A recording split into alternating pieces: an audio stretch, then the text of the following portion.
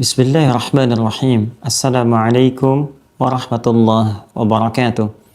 Alhamdulillah. Wassalatu wassalamu ala rasulillah wa ala alihi wa sahbihi wa man walah wa ba'd. Saudara-saudariku sebangsa, setanah air dimanapun Anda berada, setiap warga negara sudah tentu memiliki kewajiban untuk mencintai dan memakmurkan negara yang menjadi tempat bernaungnya. Karena itulah kita sebagai warga negara Indonesia yang baik tentu saja mesti mencintai dan wajib memakmurkan tumpah darah kita, tanah air kita sebagai tempat bernaung kita. Cinta ini bisa kita wujudkan dalam bentuk menampilkan segala kontribusi terbaik sesuai dengan aktivitas, passion, bahkan segala profesi yang kita tekuni. Para ekonom tentu diharapkan dapat merangkai kebijakan-kebijakan ekonomi yang membuat perekonomian negara kita kuat, unggul, dan berdaya saing dalam persaingan di tingkat global. Para ahli hukum diharapkan merumuskan berbagai macam keputusan-keputusan hukum, aturan-aturan legal yang kiranya bisa menghasilkan satu tata kelola kehidupan berbangsa, bernegara yang berkeadilan dan melindungi segenap tumpah darah warga negara Indonesia. Pun demikian, para politisi diharapkan mampu menghadirkan stabilitas politik sehingga berkontribusi akan hadirnya stabilitas keamanan dan juga tingkat-tingkat kehidupan sosial. Demikian menjangkau pada praktisi pendidikan yang diharapkan dapat melahirkan satu sistem pendidikan nasional yang mencerdaskan kehidupan bangsa, meningkatkan keimanan, ketakwaan, akhlak mulia, yang dengan itu melahirkan generasi-generasi unggul yang dapat menampilkan ketangguhan bangsa dalam konteks kehidupan global. Untuk itulah kemudian sejak dulu para orang tua kita merumuskan dasar-dasar bernegara, baik berupa dasar negara yang terumuskan dalam Pancasila ataupun juga yang kemudian diturunkan dalam bentuk Undang-Undang Dasar 1945. Semuanya diharapkan dan ditujukan untuk membangun stabilitas kehidupan berbangsa, bernegara, sehingga melahirkan negara yang kuat, warganya yang cerdas, dan mampu bersaing di tingkat yang lebih luas. Dalam konteks ini dan kewajiban yang dimaksudkan, kita akan mencoba juga berkontribusi terkait bidang pendidikan yang saat ini juga banyak dibincangkan terkait peraturan Menteri Pendidikan, Kebudayaan, Riset, dan Teknologi Republik Indonesia nomor 30 tahun 2021 tentang pencegahan dan penanganan kekerasan seksual di lingkungan perguruan tinggi. Tentu saja yang dituangkan ini bila kita melihat kepada judul dan tujuannya yang tercantum dalam tema dimaksud atau peraturan menteri dimaksud sangat baik, sangat bertujuan mulia, dan tentunya esensinya penting kita dukung karena segala bentuk kekerasan, baik kekerasan seksual, verbal, baik di lingkungan perguruan tinggi khususnya ataupun juga dalam konteks kehidupan berbangsa bernegara secara umum, tentunya mesti ada langkah-langkah pencegahan, langkah-langkah untuk menangkal sehingga stabilitas, keamanan, kenyamanan dalam kehidupan berbangsa dan bernegara semua dapat terjaga. Nah, yang ingin kita gali dan kita bahas adalah terkait dengan poin-poin di pasal-pasal tertentu yang boleh jadi bisa kita jadikan sebagai masukan-masukan dalam upaya kita memaksimalkan dan mengimplementasikan amanat undang-undang yang mencakup bagi seluruh warga negara. Jadi setiap warga negara bertanggung jawab untuk dapat memberikan masukan-masukan positif karena semua hukum-hukum yang diberlakukan dalam kehidupan berbangsa, bernegara akan mengikat pada setiap warganya. Di pasal 31 Undang-Undang Dasar 1945 yang telah mengalami 4 kali amandemen, di ayat yang ketiganya jelas mengamanahkan kepada pemerintah. Pemerintah mengusahakan satu sistem pendidikan nasional yang meningkatkan keimanan dan ketakwaan serta akhlak mulia dalam rangka mencerdaskan kehidupan bangsa yang diatur dengan undang-undang.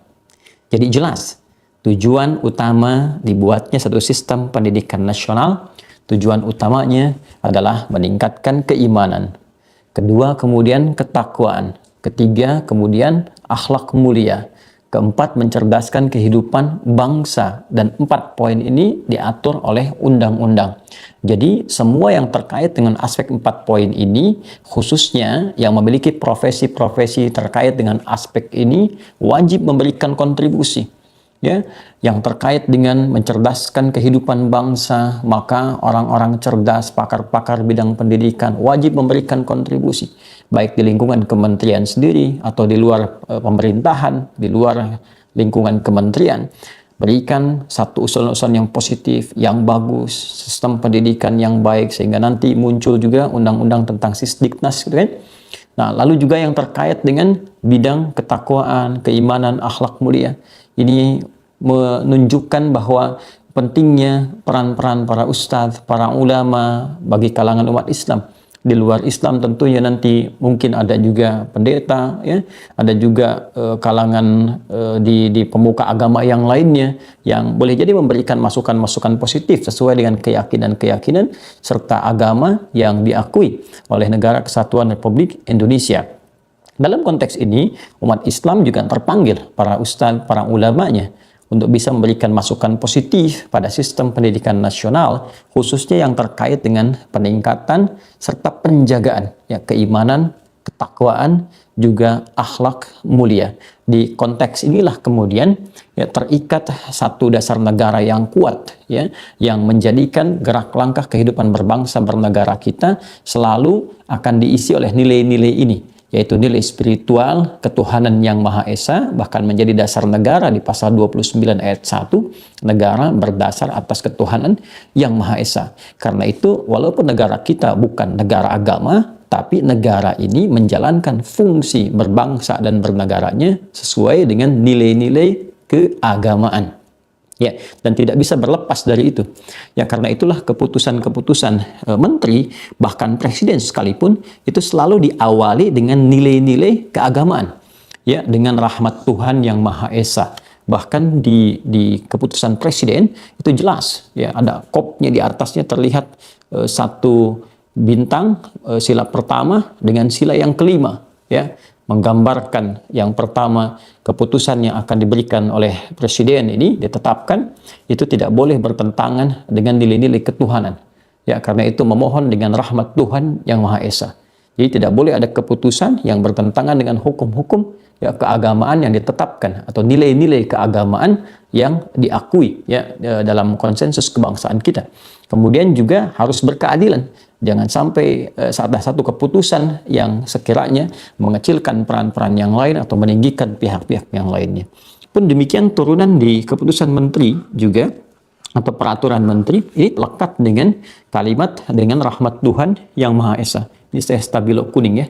Ya, dengan rahmat Tuhan yang Maha Esa. Ya, dalam kaitan ini ada satu peraturan menteri yang cukup menarik untuk kita berikan kontribusi, yaitu Peraturan Menteri Pendidikan, Kebudayaan, Riset dan Teknologi Republik Indonesia nomor 30 tahun 2021 tentang pencegahan dan penanganan kekerasan seksual di lingkungan perguruan tinggi.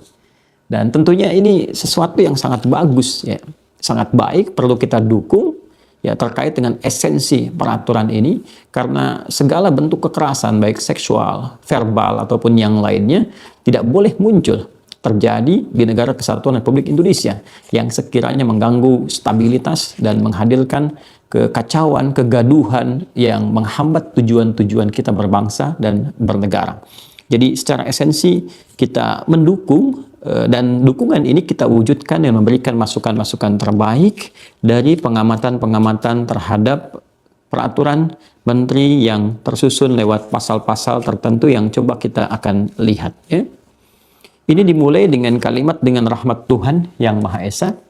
Ya, sekali lagi kalimat ini bukan sekedar dihadirkan, tapi juga memberikan sebuah ikatan bahwa semua peraturan-peraturan yang akan disampaikan dalam pasal dan ayat ini, ya itu tidak boleh bertentangan dengan nilai-nilai rahmat yang kita harapkan muncul dari Tuhan yang Maha Esa. Bagi umat Islam tentunya bersumber dari Allah Subhanahu wa taala. Jangan sampai ada satu poin pun di sini yang bertentangan dengan nilai-nilai rahmat, bertentangan dengan kehendak Tuhan, yang tentunya kehendak Tuhan ini akan juga mendapatkan penafsiran sesuai dengan pemeluk agamanya masing-masing, tapi tentunya tidak akan bertentangan dengan hukum negara yang berlaku di Negara Kesatuan Republik Indonesia. Ini ada 35 halaman dan dapat juga Anda download gitu ya. Dapat Anda download di jdih.kemendikbud.go.id. Ini dokumen formal salinan yang kami dapatkan ya. Menteri Pendidikan, Kebudayaan, Riset dan Teknologi Republik Indonesia menimbang A. bahwa setiap warga negara berhak mendapatkan perlindungan dari segala bentuk kekerasan termasuk kekerasan seksual sesuai dengan Pancasila dan Undang-Undang Dasar Negara Republik Indonesia tahun 1945. Poin B, poin C, D dan seterusnya, mengingat ya pasal 17 ayat 3 Undang-Undang Dasar Negara Republik Indonesia tahun 1945, Undang-Undang Nomor 7 tahun 1984 tentang pengesahan konvensi mengenai penghapusan segala bentuk diskriminasi terhadap wanita, dalam kurung Convention on the Elimination of All Forms of Discrimination Against Women, dan seterusnya ya, Lembaran Negara Republik Indonesia tahun 1999 nomor 165 tambahan Lembaran Negara Republik Indonesia nomor 3886 nomor 3 dan seterusnya sampai dengan nomor 11 memutuskan menetapkan Peraturan Menteri Pendidikan, Kebudayaan, Riset dan Teknologi tentang pencegahan dan penanganan kekerasan seksual di lingkungan perguruan tinggi. Baik, di sini ada bab 1 tentang ketentuan umum ya, ada pasal 1-nya dalam peraturan menteri ini. Yang dimaksud dengan ya ini menjelaskan dulu ya apa yang dimaksud kekerasan seksual, kemudian juga perguruan tinggi apa. Jadi nanti ada istilah-istilah di dalam pasal dan ayat ini yang menghadirkan ya istilah-istilah tertentu yang dijelaskan dulu di awal. Di definisinya dijelaskan kekerasan seksual itu apa, nanti kalau disebutkan perguruan tinggi itu apa gitu kan, kemudian kalau disebutkan pencegahan maksudnya apa, dan ini kalimat-kalimat kata-kata ini akan muncul di dalam jabaran ayat-ayat dan pasal-pasal yang mengatur tentang peraturan menteri dimaksud ya tentang pencegahan kekerasan seksual di lingkungan perguruan tinggi. Ya, namun kita bisa beri masukan sebelumnya di pasal 1 ini ya di halaman 5 ini saya sudah berikan stabilo ya pada hal-hal yang mungkin saya bisa berikan masukan. Ini halaman 5 pasal 1 ayat 12 dan 13. Ya, di sini ada kalimat begini. Korban. Jadi nanti ke bawahnya ada penjelasan tentang korban itu ya seperti apa dan turunan-turunan pasalnya. Nah, ini penjelasan dulu definisi korban ya. Nomor 12 dari pasal 1 halaman 5, korban adalah mahasiswa, pendidik, tenaga kependidikan, warga kampus dan masyarakat umum yang mengalami kekerasan seksual. Jadi saya ini garis bawahi atau saya berikan stabilo ya. Stabilo bawah nih warna kuning. Saya berikan stabilonya ke masyarakat umum. Ya, pada korban di sini. Nah, nanti di nomor 12 ya, korban adalah mahasiswa, pendidik, tenaga kependidikan, warga kampus dan masyarakat umum yang mengalami kekerasan seksual. Ya, ini nanti boleh jadi ada turunan yang juga saya lihat nanti di yang berikutnya. Mungkin yang dimaksudkan masyarakat umum yang berada di lingkungan perguruan tinggi. Ya, boleh jadi mungkin tafsirannya mungkin sedang berkunjungkah, ada kegiatankah dan sebagainya ya, tapi dia masuk dalam wilayah korban. Ya, karena kalau cuma masyarakat umum dimasukkan ke sini nanti ini bisa tumpang tindih nih ya dengan hukum lain yang umum yang telah mengikat. Kan ada hukum juga pidana yang sudah ada terkait dengan kekerasan seksual, bahkan ada undang-undang pornografi dan sebagainya. Ya, kalau dilibatkan ini untuk apa lagi ada peraturan menteri, kan sudah ada peraturan sebelumnya gitu ya. Tapi boleh jadi yang dimaksudkan ini menjangkau ya karena ada keterangan setelahnya nanti ya menjangkau masyarakat umum yang beraktivitas di lingkungan kampus ya. Nah, hanya persoalannya begini, persoalannya adalah ketika nomor 13 ini ada terlapor ya. Jadi kan ada korban dan terlapor. Terlapor itu artinya kan yang melakukan kekerasannya ya. Subjeknya itu yang melakukan kekerasan, kan objeknya adalah korbannya. Jadi begitu nanti subjek dilaporkan, jadi terlapor, jadi objek gitu kan. Nah ini yang kalau kita bolak-balik saja. Tapi kan ini pelaku artinya. Ya kalau bahasa lainnya kan terlapor itu pelaku ya, yang diduga melakukan sesuatu gitu. Kalau nanti naik jadi tersangka kan. Ya dari mulai kalau saksi dilihat naik kan jadi tersangka misalnya, atau jadi saksi murni, atau nanti ada yang tersangka. Kemudian setelah itu nanti terdakwa, terpidana gitu kan. Nah, ini persoalannya korban di sini dengan pelaku. Ya, diduga pelaku, jadi terlapor bahasa halusnya adalah mahasiswa, pendidik, tenaga kependidikan, warga kampus, dan masyarakat umum yang diduga melakukan kekerasan seksual terhadap korban. Nah, ini yang jadi masalah nih. Ya, jadi kan terlapor ini di sini ya, atau pelaku ini dikaitkan dengan yang nomor 12-nya yang diduga melakukan kekerasan seksual terhadap korban. Kalau kita ambil skemanya, misal ya pendidik dengan mahasiswa, oke, ya kan? Kemudian misalnya warga kampus nih. Ya warga kampus kan masih umum tuh. Warga kampus itu bisa berarti juga mahasiswanya warga kampus juga, ya kan? Kemudian juga kan kita sebut civitas akademika gitu kan, ya misalnya tenaga pendidik, ada di sini pekerja yang ada di kampus dan sebagainya, itu masuk warga kampus kan. Nah hanya persoalannya gini, ini kan 13 dengan 12 ini memiliki satu keterikatan ya, jadi satu hubungan ya, sebab akibat kausalitas nih, yang ini korban, yang ini pelaku. Jadi kalau kita gabungkan bikin sebuah simulasi, di sini mahasiswa dengan mahasiswa oke. Mahasiswa dengan pendidik, oke. Masyarakat umum dengan mahasiswa, oke. Artinya masuk peraturan ini. Tapi kalau kita lihat masyarakat umum dengan masyarakat umum, ini nggak masuk dalam ranah ini. Ya, karena di sini dikatakan begini, ya, dan masyarakat umum yang diduga melakukan kekerasan seksual terhadap korban. Sedangkan korbannya di atas nomor 12, ini masuk masyarakat umum juga. Jadi kalau masyarakat umum dengan masyarakat umum melakukan tindakan kekerasan seksual, ya kan, ini kan bukan ranah yang berada di peraturan kampus gitu ya, peraturan hukum yang berlaku di kampus. Nah saya nggak tahu kalau ada pengunjung dengan pengunjung ya ke kampus, bukan warga kampus, dia berkunjung ke kampus lalu melakukan kekerasan seksual ya terhadap sesama pengunjung. Ya, pertanyaan saya, apakah kena dengan undang-undang ini atau enggak? Ya, kena dengan peraturan menteri ini atau enggak? Ya, ini bukan undang-undang, ini peraturan menteri. Ya, kena dengan peraturannya atau enggak? Ya, kalau yang dimaksudkan demikian ya silahkan.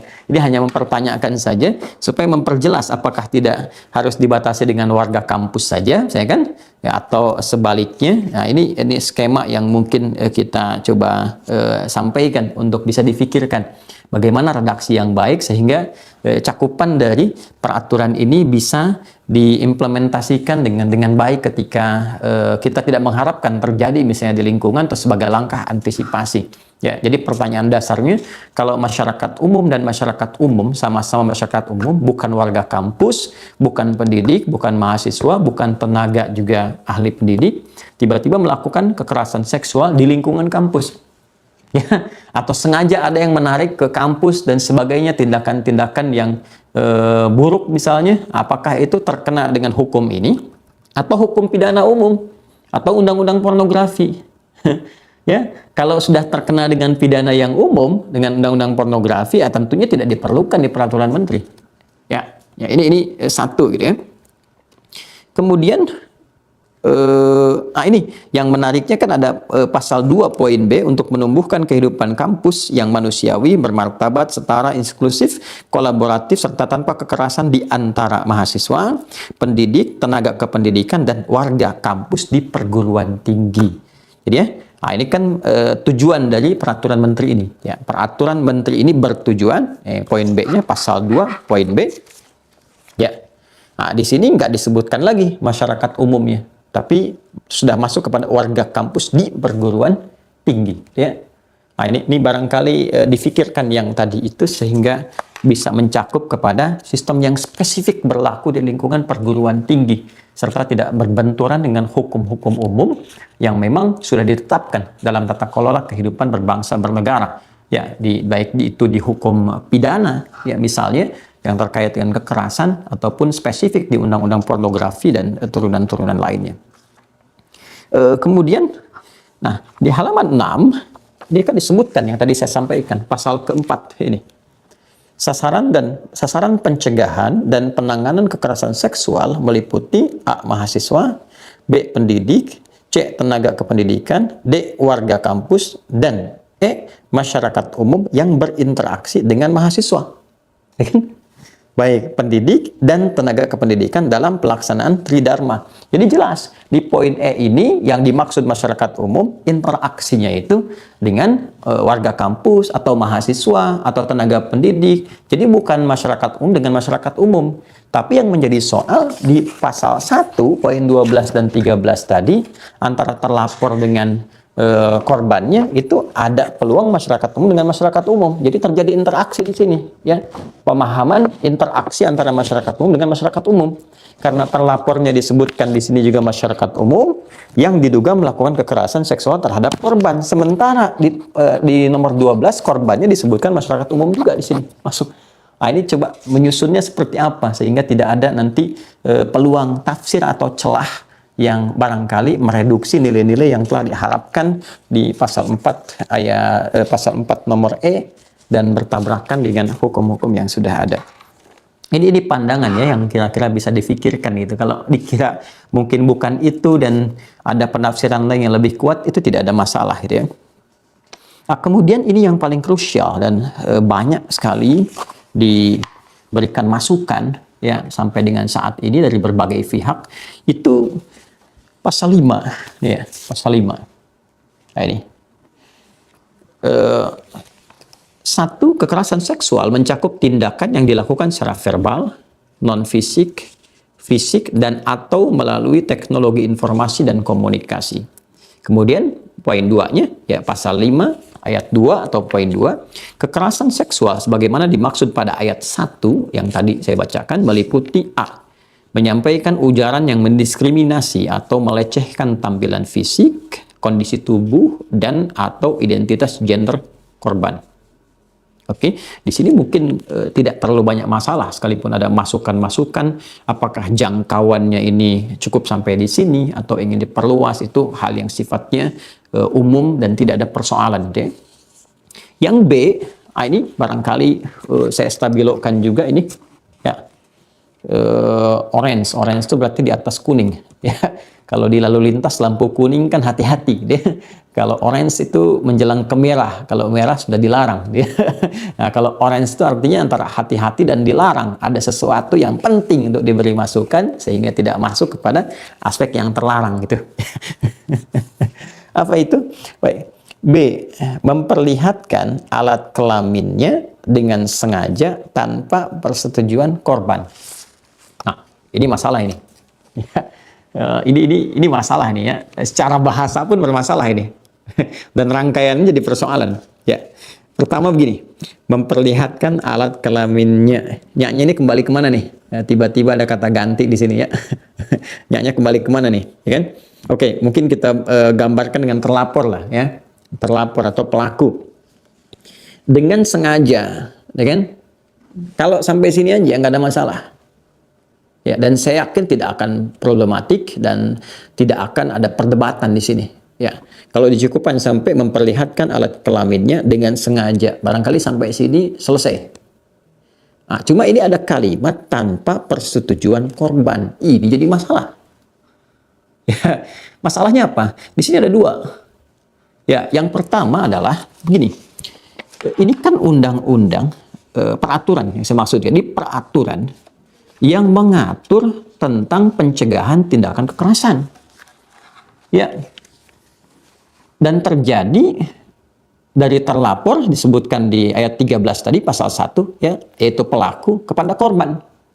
Artinya ketika melakukan sesuatu itu kekerasan dan objeknya menjadi korban. Nah, yang agak aneh itu adalah apakah mungkin ada korban yang setuju terhadap tindakan kekerasan gitu. Ya, ini kan agak menarik ini. Ya, satu sisi kita mengatakan ini korban, dikatakan korban karena dia nggak setuju dengan kekerasan, makanya muncul peraturan ini. Kenapa? Karena ada tindak kekerasan, makanya disebut keras yang tidak disetujui, sehingga objek yang mengalaminya disebut dengan korban. Jadi kalau korban itu nggak mungkin mengatakan setuju. Kalau korban itu nggak mungkin menghadirkan persetujuan. Kalau sudah setuju, bukan korban namanya. Itu kehendak bersama. Ya, jadi kalau terjadi satu kegiatan seksual misalnya, ya di antara A dengan B, atau terjadi bahkan kita tidak berharap di lingkungan kampus misalnya, ya terjadi dengan persetujuan bersama, itu bukan terlapor dengan korban. Itu bukan tindakan kekerasan. Jadi kalimat ini tidak seharusnya muncul, 3 kata ini, ya, tanpa persetujuan korban. Karena kalau sudah setuju, ini bukan korban lagi.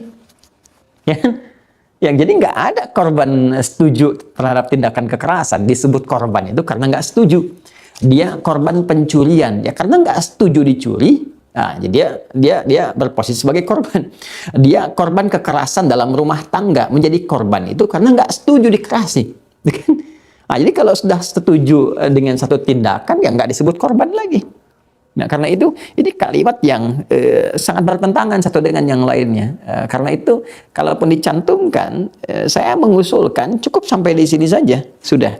Ya, dan ini tidak akan menghilangkan esensi kekuatan dari peraturan ini. Ya, tetap mulia ini. Tetap mulia, kita dukung, nggak ada masalah, gitu kan? Nah, justru kalau ditampilkan jadi problem. Ya, saya ulang ya. Memperlihatkan alat kelaminnya dengan sengaja. Baiknya, ini tindakan kekerasan. Tapi kalau diteruskan tanpa persetujuan korban, terus saya tanya, apakah ada korban yang setuju diperlihatkan alat kelamin kepadanya gitu kan? Nah, itu kan dikatakan sebagai tindakan kekerasan, tapi sisi lain juga menghadirkan sebuah prasyarat. Ya, kalau nggak disetujui, ya kalau disetujui ngapain bikin peraturan gitu? Itu bukan termasuk kekerasan dalam tanda petik, walaupun dipersoalkan dalam aspek yang lain. Ya, jelas ya saya kira. Nah, itu satu. Yang kedua, ini membuka peluang, ya, seperti diberikan masukan, ya, juga disampaikan saran-saran dari berbagai pihak, baik itu individual ataupun juga level ormas-ormas yang tentunya kapabel di bidangnya masing-masing, ya, bahwa ini membuka peluang pintu hubungan bebas yang tidak dikehendaki. Ya, dalam bahasa agama disebut zina, kan? Di Islam ada konsepsi yang mengatur tentang zina, ya, yaitu larangan yang sangat ketat, ya, dilarang dan juga berkonsekuensi tinggi. Ya, di Kristen juga ada larangan zina, ya, kalau kita kembali melihat kepada tuntunan-tuntunan kitabnya masing-masing, dan tentunya di agama-agama lain pun ada mengatur tentang itu. Ya, itu bahasa agama gitu kan. Dalam bahasa kita ini bisa terjadi peluang pergaulan bebas yang juga bertentangan nanti dengan undang-undang yang lain, ya, undang-undang perzinaan, ya, terkait dengan perzinaan, ada pornografi dan lain sebagainya, yang mengikat hal itu bila terjadi hal-hal yang tidak diinginkan atau bahkan terpublikasikan, ya. Nah, ini persoalan serius. Ya, jadi kalau ada kalimat ini tanpa persetujuan korban dimasukkan, sekarang pertanyaan dibalik. Kalau saling setuju bagaimana? Nah, itu masuk peraturan ini nggak? Misal ada hubungan antara tenaga pendidik dengan mahasiswa atau mahasiswi. Terus keduanya saling setuju. Nah, saya ingin bertanya, apakah ini masuk dalam kekerasan seksual yang diatur oleh peraturan ini atau tidak? Oke, jawabannya pasti tidak, ya kan? Karena nggak ada tindakan kekerasan. Tidak masuk dalam peraturan ini. Nah, kalau tidak masuk dalam peraturan ini, artinya jangan ada peluang-peluang dibuka mengantarkan kepada hukum-hukum lain yang akan memberikan sebuah timbangan hukum dan penilaian hukum pada peristiwa itu. Ya. Nah, hukum ini tidak mengatur hubungan suka antar suka, ya, suka dan suka, ya kan, antar dua belah pihak, ya kan? Jadi tidak mengatur hukum itu, hanya mengatur kekerasan seksual. Tapi kalau ini membuka hubungan suka satu dengan yang lainnya, ya, antar satu dengan yang lain, baik mahasiswa dengan misalnya tenaga pendidik, ataupun juga antar tenaga pendidik atau antar warga kampus, ya, suka satu sama lain, jadi persoalan. Ya. Jadi ini tidak mengatur hubungan suka sama suka, tapi mengantarkan, terkesan mengantarkan itu menjadi sebuah kebolehan. Walaupun Anda bisa berkata, ini kami tidak bermaksud begini, ini nanti bisa ditangani oleh hukum yang lain. Tapi kalimat ini memberi peluang. Ya, tanpa persetujuan korban. Artinya kalau apa namanya, korbannya setuju dan itu bukan korban, masalah yang pertama jadi persoalan. Ya. Dan ini ternyata bukan di ayat B saja. Nah, ayat F, G, H, ya, kemudian juga ada I, M, dan juga J kalau kita pahami lebih jauh, ya. Nah, ini lebih menarik lagi nih. Ya, saya bacakan yang F misalnya. Ini saya buletin semua nih. Nah, saya buletin tuh. Ya. Nah, contoh begini.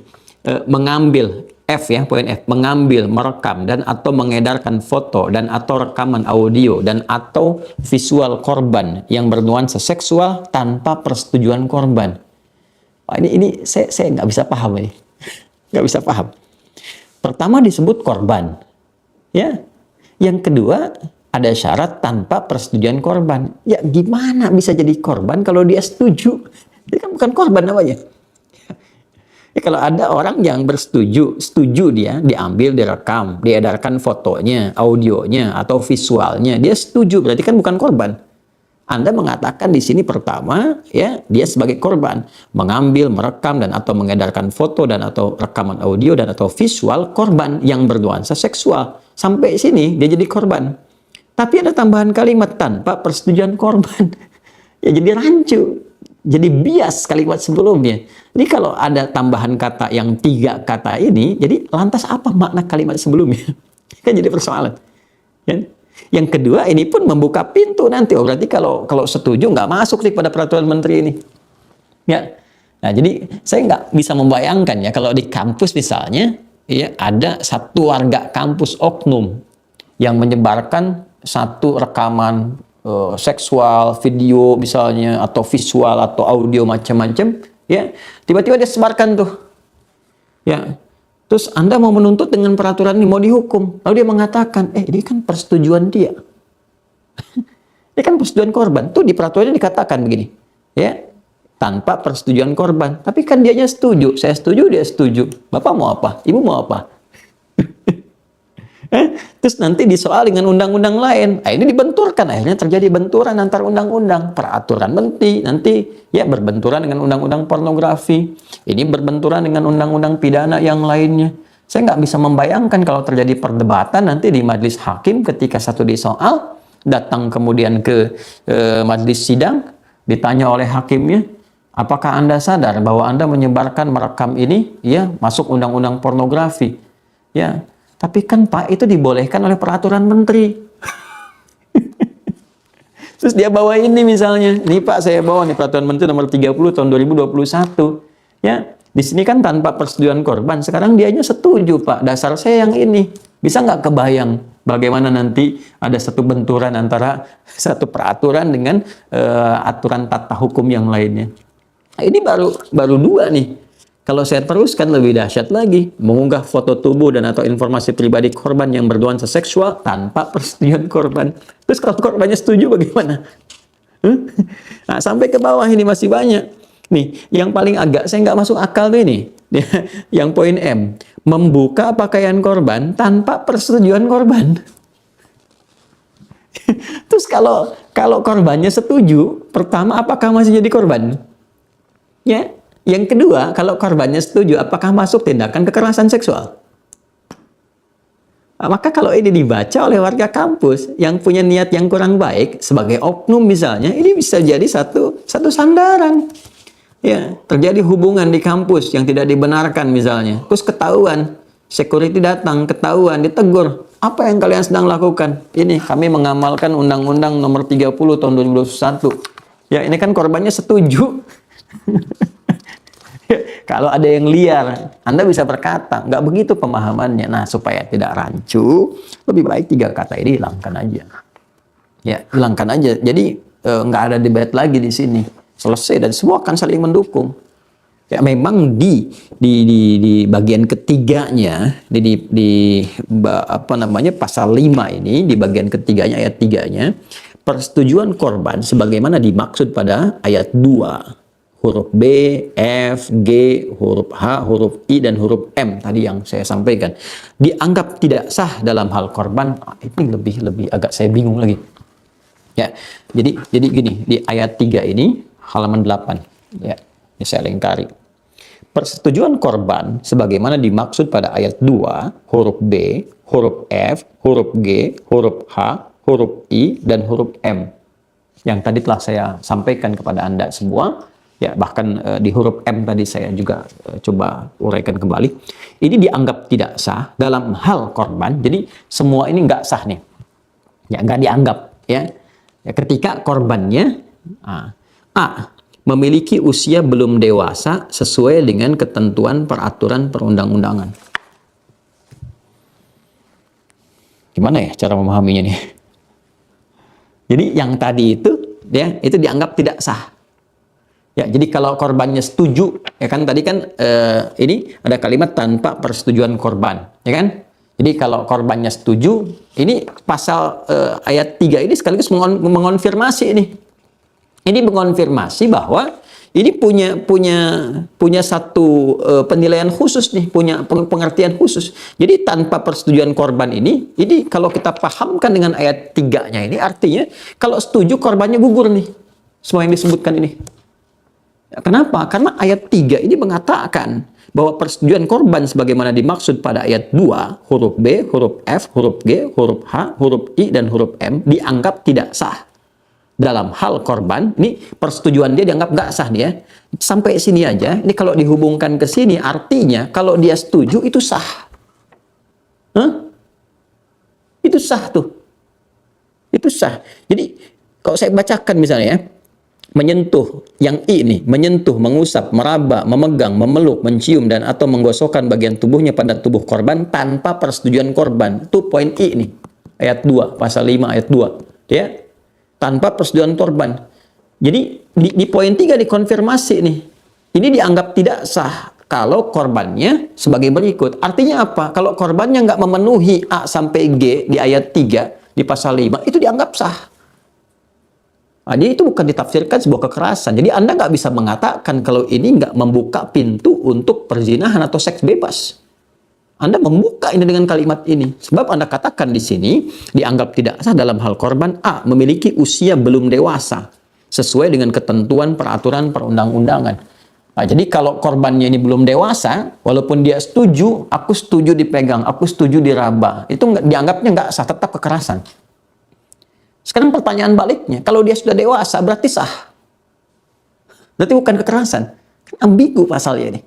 Ini ada persoalan ini. Ya, dan ini masalah serius. Ya, B. Mengalami situasi di mana pelaku mengancam, memaksa, dan atau menyalahgunakan kedudukannya. Aduh, ini susah juga nih.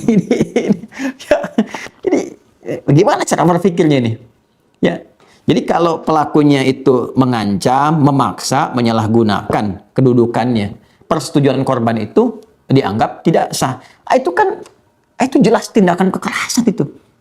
Ya. Jadi kalau dia memaksa, mengancam, jelas kan kekerasan, ya kan? Dipahami dengan sangat mudah kan? Makanya jadi korban. Ya, ketika dia tidak memaksa, cara berpikir terbaliknya. Begitu dia tidak memaksa, tidak mengancam, ya kan? Ya, kemudian atau menyalahgunakan kedudukan. Dia punya kedudukan nih, ya. Dia tidak mengancam, dia tidak memaksa kepada mahasiswi. Lantas objeknya pun tidak merasa keberatan, ya kan?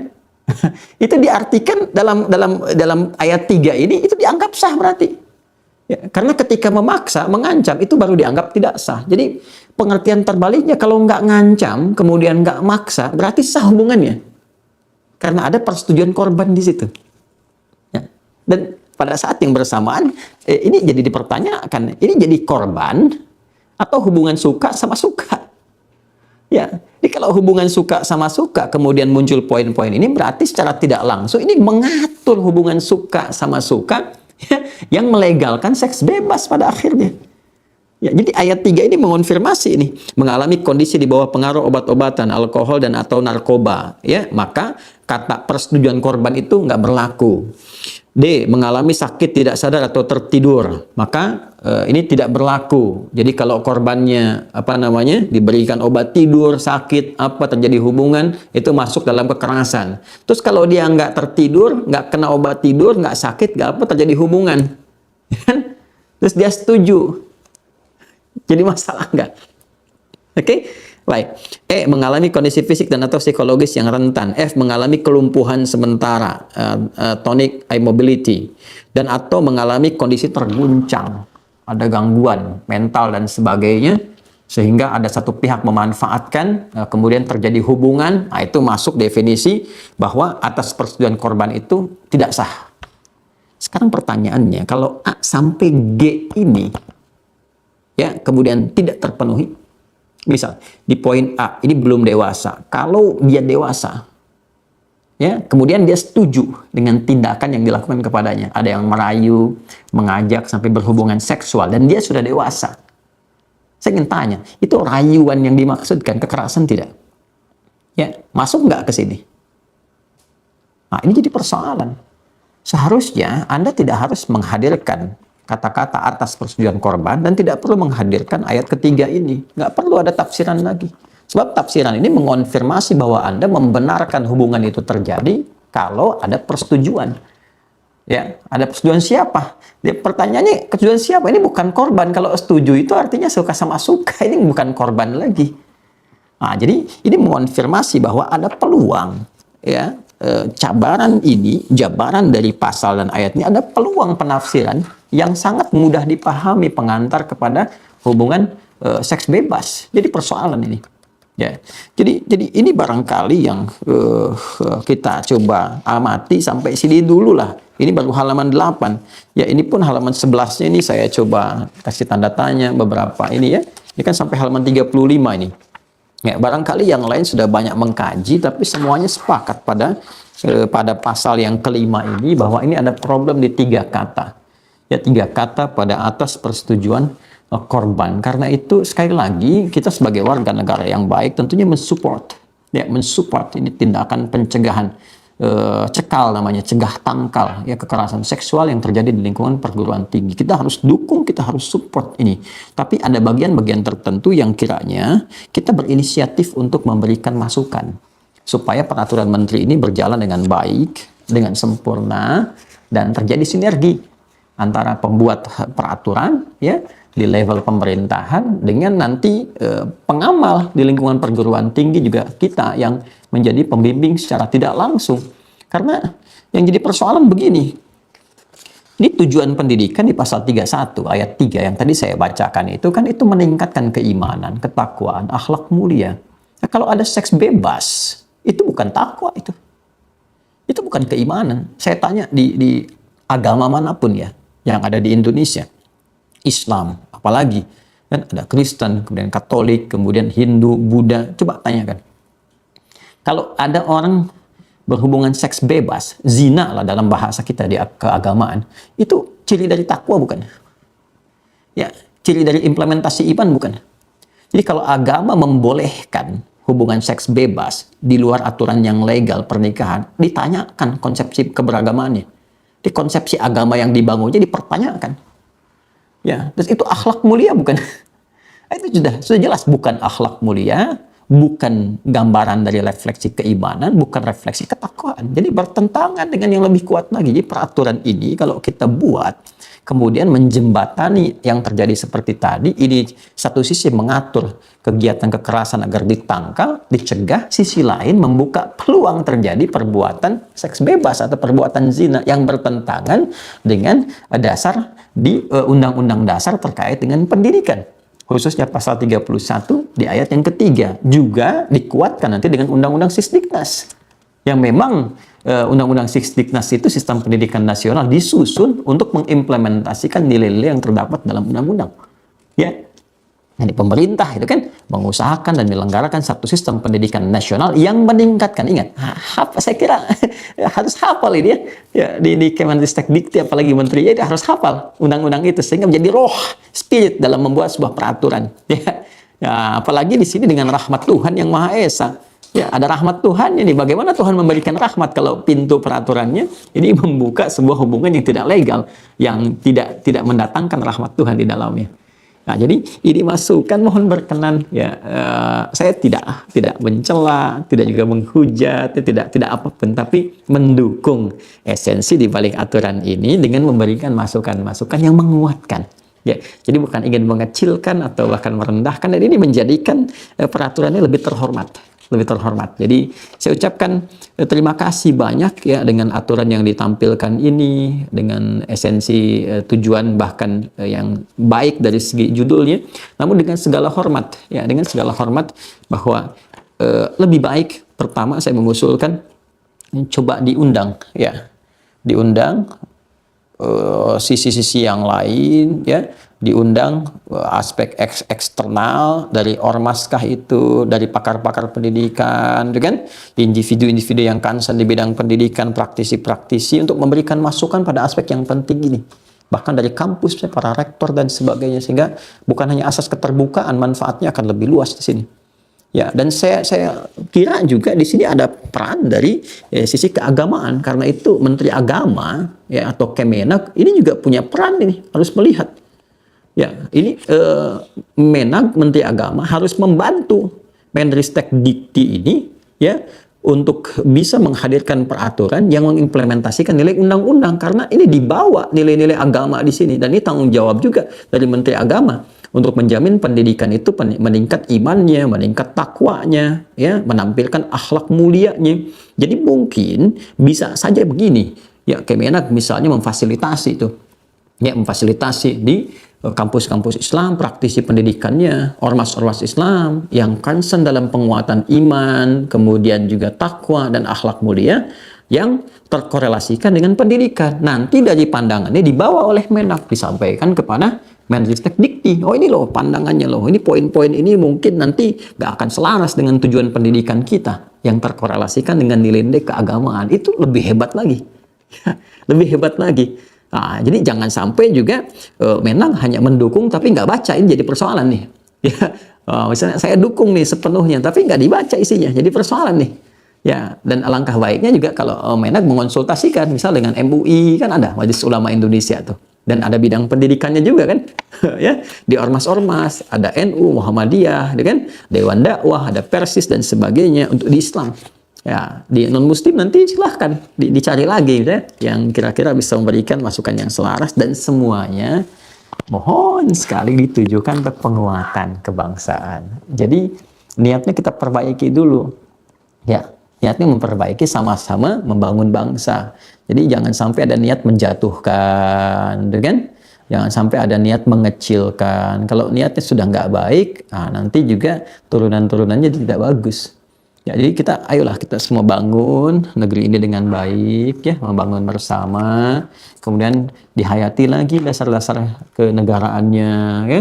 Saya aja Ustadz, alim, ulama, gitu kan, tapi saya juga menjiwai nilai-nilai kebangsaan ini. Saya pelajari undang-undang, ya, saya pelajari Pancasila, kesesuaiannya dengan nilai keberagamaan dan sebagainya, supaya kita bisa berkehidupan yang harmoni di negeri yang kita tercinta ini. Jangan sampai terkoyak dengan hal-hal yang tidak kita harapkan, ya. Ya, mohon izin saya cukup barangkali lugas menyampaikan ini karena ini terkait dengan aspek masa depan, ya, untuk anak-anak kita, ya, bahkan juga mohon maaf cucu-cucu kita yang mungkin saat kita tinggalkan mereka akan menjadi generasi pembangun dan penguat serta pondasi bangsa ini. Kalau mereka lemah, ya kan, dan rusak dan tidak memahami dasar-dasar bernegara, jadi persoalan ke depannya. Saya kira itu. Terima kasih. Mohon maaf kalau ada yang kurang berkenan dari uraian yang saya sampaikan.